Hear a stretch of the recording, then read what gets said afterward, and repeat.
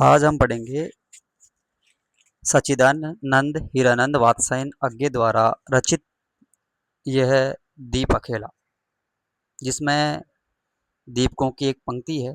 उसमें व्यक्ति और समाज के संबंधों को व्यंजित किया गया है। यह व्यष्टि जब समष्टि का अंग बनता है, समाज के लिए कुछ करता है, तभी उसको महत्ता प्रदान होती है। यह दीप अकेला सने भरा है, गरो भरा मदमाता, पर इसको भी पंक्ति को दे दो। यह जन है गाता गीत, जिन्हें फिर और कौन गाएगा। पनडूबा ये मोती सच्चे, फिर कौन कृति लाएगा। यह समिधा ऐसी आग हटेला, बिरला सुलगाएगा। यह दीप अद्वितीय, यह मेरा, यह मैं स्वयं विसर्जित। यह दीप अकेला सने भरा है, गरो भरा मदमाता, पर इसको भी पंक्ति को दे दो। कवि कह रहा है, यह कवि कहता है कि दीपकों की पंक्ति से अलग होकर यह दीप जो है वो अकेला है। गरो भरा मदमाता, मदमाता का अर्थ मस्ती में झूमा हुआ। पनडुब्बा कहते हैं गोताखोर को। शमीदा कहते हैं यज्ञ की लकड़ी को। उसके लिए कहा गया अद्वितीय यानी अनोखा होता है, और विसर्जित यानी त्यागा हुआ होता है। यह सने और गरो में मदमाता होकर झूम रहा है, अर्थात समाज से अलग व्यक्ति है। यद्यपि वह सने और गरों में मदमाता होकर झूम रहा है, पर उसकी व्यक्तिगत सत्ता का कोई महत्व नहीं है। उसे भी समाज से जोड़ने की आवश्यकता है, जिससे समाज ताकतवर बन जाए। इसलिए इसको भी समाज को दे दो। इसके बाद में है, यह गीत गाता हुआ मनुष्य है, यानी यहाँ लिखा हुआ कि यह जन है यानी मनुष्य है, गाता गीत जिन्हें फिर और कौन गाएगा।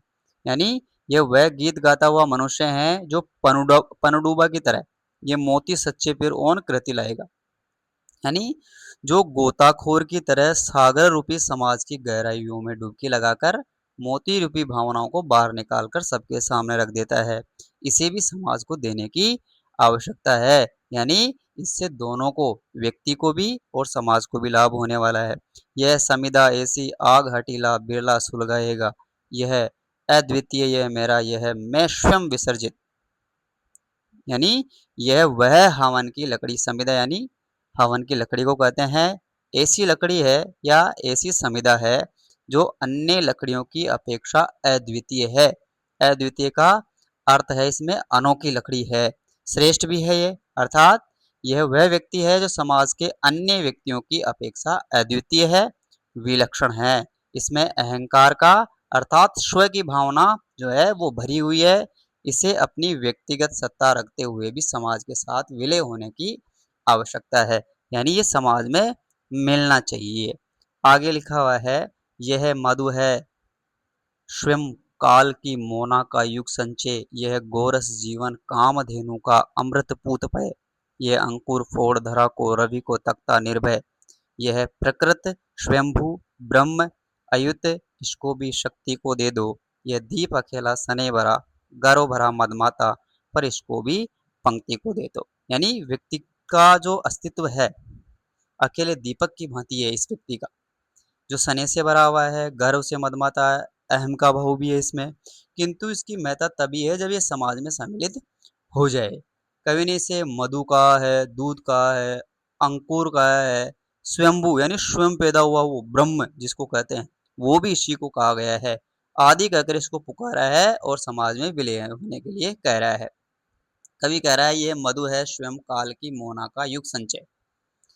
मोना यानी होती है टोकरी। कवि कहता है कि ये दीपक काल के टोकरे में युग युग के या युग युग तक स्वयं संचित हुआ मधु है, यानी शहद है।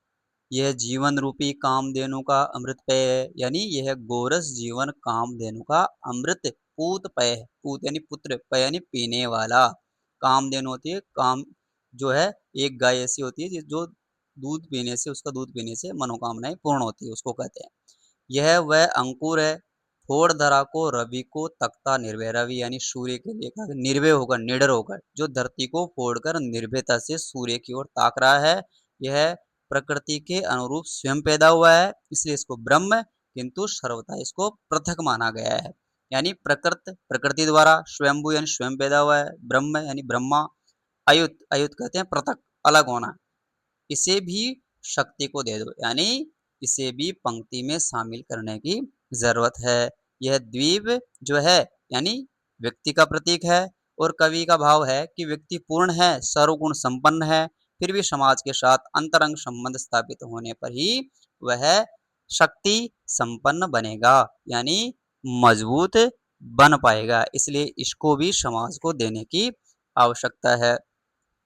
यह वह विश्वास नहीं जो अपनी लघुता में भी कांपा। लघुता होता है छोटापन, कुत्सा यानी निंदा। वह पीड़ा जिसकी गहराई को स्वयं उसी ने नापा, कुत्सा अपमान अवज्ञा के धुंधलाते कड़वे तम में।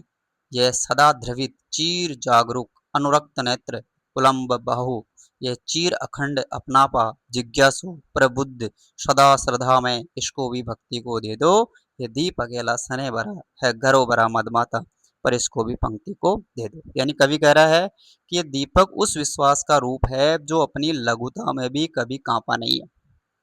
यानी अपनी लघुता यानी छोटपन यानी छोटापन जो है उसमें भी कांपता नहीं है, उसने अपनी पीड़ा को स्वयं ही नाप लिया है, स्वयं उसी ने नापा। इस दीपक रूपी व्यक्ति में आत्मविश्वास है, सहनशीलता है, दुख सहन करने की क्षमता है, यानी कुत्सा कहा गया निंदा को, घृणा को। अपमान बेइज्जती हो गया, अवज्ञा यानी कहना न मानना, धुंधलाते यानी धुएं से भरा हुआ, तम यानी अंधकार है, द्रवित यानी पिघला हुआ है, चीर यानी जागरूक है, उलम्ब बाहु का अर्थ होता ऊपर उठी हुई भुजाएं हो सकती है, जिज्ञासु है जानने की इच्छा, और प्रबुद्ध यानी ज्ञानी होता है। जिस प्रकार दीपक धुएं के बीच में जलता है जो इसमें आया है, उसी प्रकार व्यक्ति की निंदा अपमान के अंधकार में भी करुणार्ध हो जाता है। यह हमेशा जागरूक रहता है, इसके नेत्रों के इनके नेत्रों से दूसरों के प्रति अनुराग झलकता है, यानी अनुराग है यानी प्रेम है, अनुरक्त नेत्र है, प्रेम पूर्ण नेत्र है। इसकी उठी हुई भुजाओं दूसरों को गले लगाती है, यानी उलम्ब बाहु का अर्थ हो गया उठी हुई भुजाएं जो दूसरे को गले लगाती है। इसके मन में पूर्ण आत्मीयता का भाव है, यानी सबके प्रति अपनापन है। यह ज्ञान पिपासु है, यानी जिज्ञासु, जिज्ञासु कह सकते हैं जानने की इच्छा रखने वाला, श्रद्धावान है और जागृत है, और श्रद्धा में सबके प्रति आदर करने वाला है। इस व्यक्ति को भी समाज में शामिल कर लो, यानी समष्टि कहा गया है समाज को। दीपक की तरह ये अकेला है, गर्वीला है, सने से भरा हुआ है, अहमभावी है, अर्थात सर्वगुण संपन्न है। अतः इसको भी समाज को देने की आवश्यकता है।